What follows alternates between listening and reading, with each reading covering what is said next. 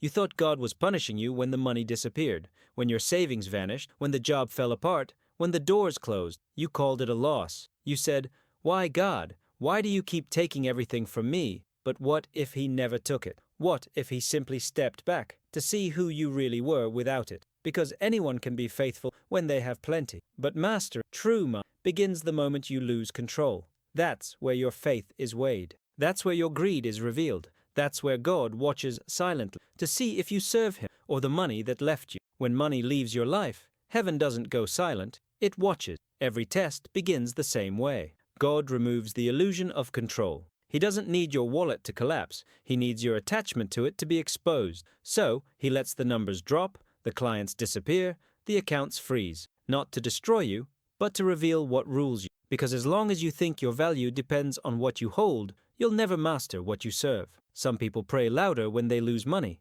Others curse faster. One group sees a punishment, the other recognizes an audit. Every loss, every delay, every closed door is God asking one quiet question. If you had nothing left, would you still obey me? That's not poverty, that's purification. It's the stripping away of idols disguised as it's how He measures who's ready to be trusted. Obedience has always been the real currency of heaven, but most people never learn to trade in it because they keep trying to buy divine favor with comfort, not surrender. They think giving a tithe replaces giving control. They think repeating prayers replaces changing priority. They say God first while calculating how much they can keep for themselves. But God doesn't count money. He measures motives. And when He sees that wealth has started to own your worship, He interrupts the transaction. He removes the blessings that blinded you so you can finally see who you've been bowing to. That's why some people lose everything and still have peace, because their hearts were never owned by their income. And others, with full accounts, sleep as if something were hunting them, because deep down, it is. Greed doesn't chase the poor. It haunts the disobedient. It whispers that obedience is optional, that faith is a currency you only spend when it's convenient. But the truth is brutal. If you can't obey without money, you were never serving God. You were serving your supply. Every financial drought you face isn't proof that God abandoned you. It's proof that He's still refining you. He's changing the economy of your soul, turning dependence on numbers into dependence on Him. And once you learn that lesson, money stops being your master. It becomes what it was always meant to be, a servant. Because the moment you obey, even when it costs, that's when heaven starts to invest in you. They told you that provision was proof of God's favor. A raise, a promotion, a new house. They said those were signs you were blessed. But not everything that looks like abundance comes from heaven. Some gifts are just golden cages with softer chains. The system knows your hunger. It studies the rhythm of your needs and then feeds you just enough to keep you quiet. It calls it security. God calls it sedation. Because true provision doesn't come to make you comfortable, it comes to make you capable. And when the system starts rewarding you for staying small, you're not being blessed, you're being bought. That's why some doors open too easily. They aren't opportunity, they're traps wrapped in convenience. They keep you praising your paycheck instead of your purpose. And the tragedy is, it works. Millions pray to God, but obey the market. They seek miracles, but trust interest rates. They sing Jehovah Jireh while living like their employer is God. That's the illusion, a fake sense of safety that kills faith quietly. You start believing you're sustained by the system, not by the Spirit. And then, when it all collapses, you think God left you. But in reality, He just turned off your idol's microphone. He silenced the false voice of provision so you could hear His again. Because He would rather let you lose what you built with fear than let you die worshiping. The illusion of provision isn't wealth.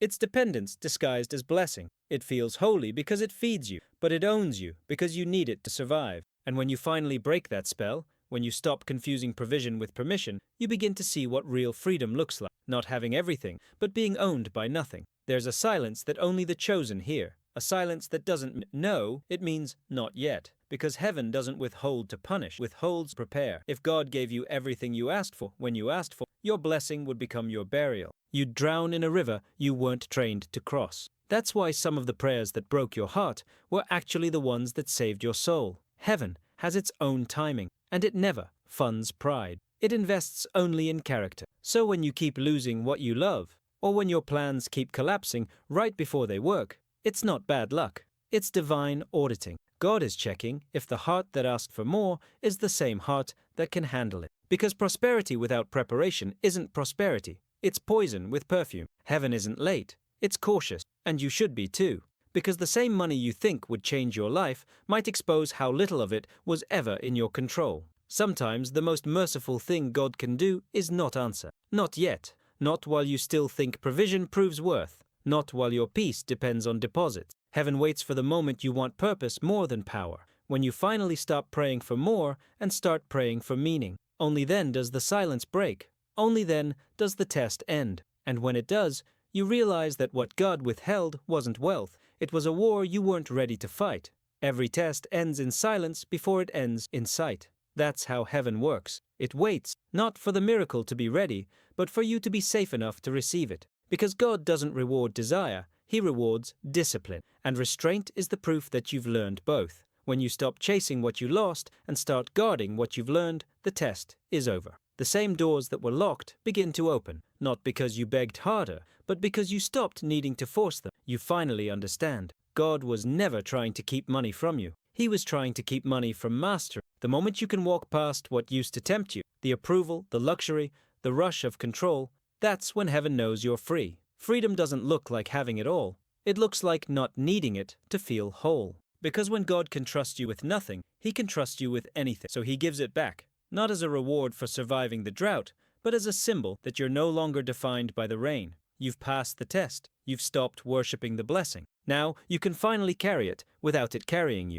And that's when money changes form. It stops being a chain and becomes a calling. That's the real wealth. Not what you earn, but who you become when you no longer trade your peace for provision. If you're watching this right now, it means the test didn't destroy you. It revealed you. You may still be rebuilding, still healing from what you lost, still questioning why the silence lasted so long. But if you're here, you passed. Because the goal was never to keep the money. It was to keep the faith. So take a breath. Look at everything that fell apart and realize it didn't fall to hurt you. It fell to make room for what couldn't grow before. Maybe this time, you won't chase blessing. You'll become one. When the video ends, don't rush to the next distraction. Sit with it. Let it echo. And if one word rose in your chest while you listen, a word that defines what this season taught you, write it below. That single word might remind someone else that their loss isn't the end. It's their initiation. And if this message found you at the right moment, share it forward. Someone else is praying for the answer you just heard.